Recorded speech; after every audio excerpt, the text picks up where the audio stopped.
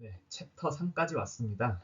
챕터 3에서는 여전히 Y가 지금 연속형인 곳에서 놀고 있고요. 그 다음에 여전히 선형으로 놀고 있을 겁니다. 이 과목의 선수 과목인 회귀분석론이랑 회귀분석 입문이 있잖아요. 거기서의 지식들이 챕터 3에 다 나와 있습니다. 그거를 이번 과목에서 굳이 다 복습을 해야 되냐? 그것보다는 앞으로 여러분들이 배우실 개념에 선형외 분석이 어떤 관련성을 갖고 있는지 그 부분을 집중적으로 리뷰하면은 다음에 개념들 배울 때 도움이 되겠죠. 그래서 다음에 도움이 될 부분 위주로 여기 회귀 분석 단원은 재편해봤습니다. 오늘 내용 소개하기 전에 여러분들이 지금까지 예전에 했던 거 퀵하게 한번 보고 가죠. 일단은 데이터셋은 i는 1부터 n까지, 그다음에 input x랑 그다음에 output y가 다 있다고 가정을 하고요. 그다음에 input은 다별량입니다. p 차원 가정합니다. 그다음에 모형 가정, 뭐 뒤에 모형이 되게 복잡하게 있지만 사실 직관적으로 우리가 알고 있어야 하는 그림은 바로 이것이죠. 좌표축 위에 x, yi가 쫙 이렇게 찍혀 있다면은 지금 이 트렌드를 설명하는 뭔가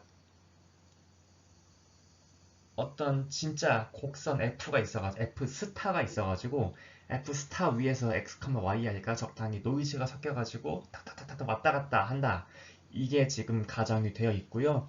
특히나 우리가 선형 모형을 한다는 것은 이 트루 트렌드 F 스타 X가 사실은 선형이고 그래서 그 선형성을 설명하는 파라미터 P 플러스 1차원의 파라미터가 있다라고 이렇게 가정을 하고 있습니다. 뭐 이 가정이 맞는지 틀리는지는 모르는 것이고요. 우리가 이렇게 믿는 것입니다.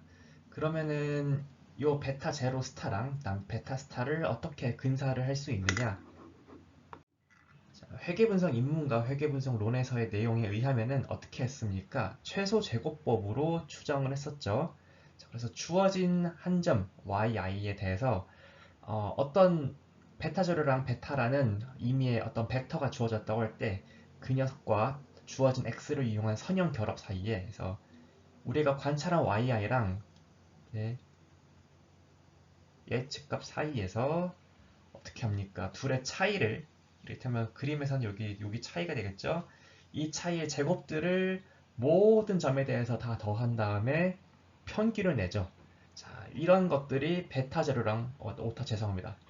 베타 제로랑 베타를 무엇을 선택하냐에 따라서 이 평균적인 오차 제곱 평균이 다 정해질 텐데 어떤 베타 제로랑 베타를 선택하냐에 따라서 그게 왔다 갔다 할 수 있겠죠.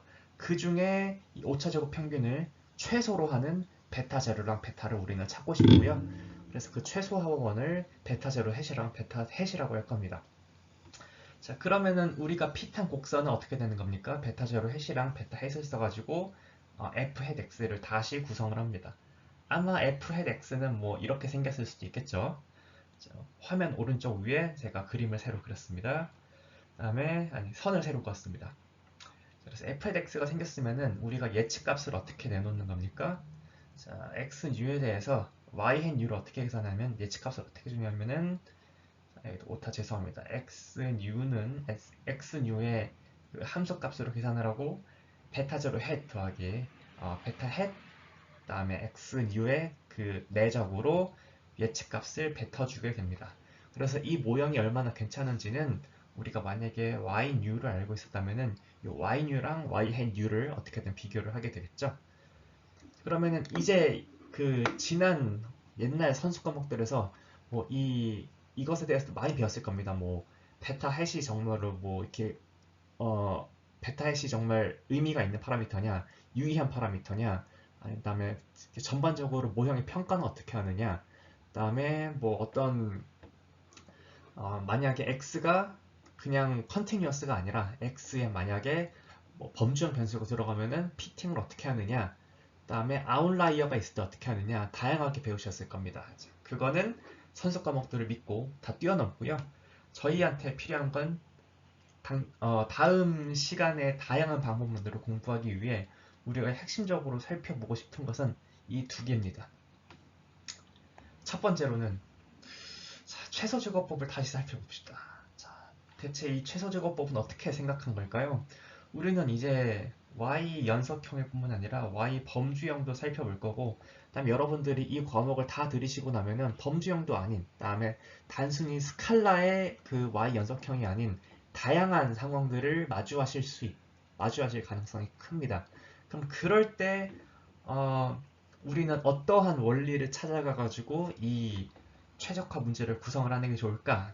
그래서 최적화 문제를 구성할 때 우리가 참고해야 되는 것은, 옛날에는 그러니까 회귀 문제로 돌아가가지고 회귀 문제에서는 어떤 원리를 했었는지를 지금 보는 겁니다.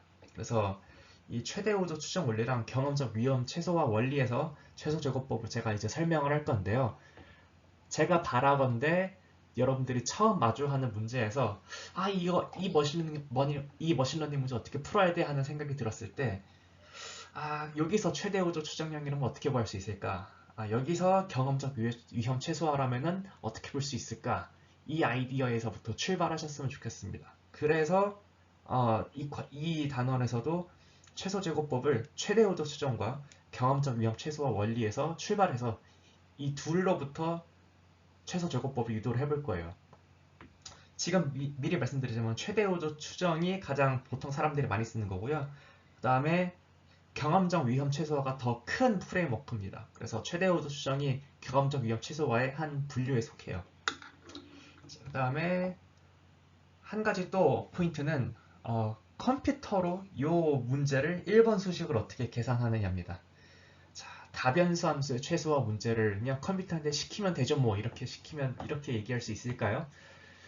여러분, 컴퓨터는 생각보다 멍청합니다. 하나하나 다 알려줘야 돼요. 그래서 컴퓨터는 심지어 3차 방정식도 지가 알아서 잘 못 풉니다. 우리가 알고리즘 다 넣어줘야 돼요. 자, 그러면은 저 최소화 문제를 컴퓨터한테 어떻게 알려줄까? 그거를 고민해보기 시작하면은 이제 뒤에 요 포인트들을 재밌게 들으실 수 있을 것 같아요. 미리 말씀드리자면은 쟤는 1번식은 다변수 이차함수고요. 베타와 베타 제로에 대한 다변수 이차함수고, 그 이차함수의 최소값은 우리가 1변수 이차함수에서 xa 제곱 더하기 b를 x에 대해서 최소화시킨다면은 바로 a 이렇게 명시적으로 쓸 수 있잖아요. 다음 ax 제곱 더하기 bx 더하기 c라는 이차함수의 최소화원은 어떻게 씁니까?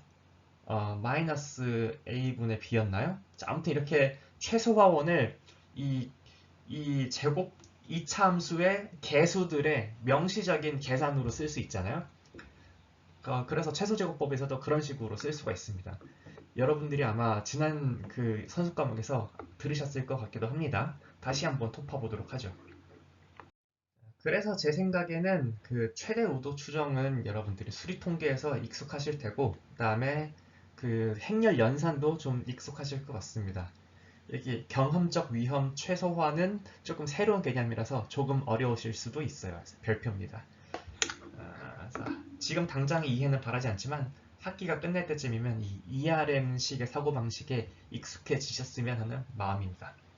다시 한번 강조하지만 ISLR의 그 챕터 3 자체는 회귀분석 입문과 회귀분석론에 나오는 다양한 내용들을 다 리뷰를 해줍니다. 하지만 저희가 회귀분석을 다시 한번 가르치려고 이 과목을 운영하는 거 아니잖아요. 그래서 중요하지만 다루지 않도록 하겠습니다.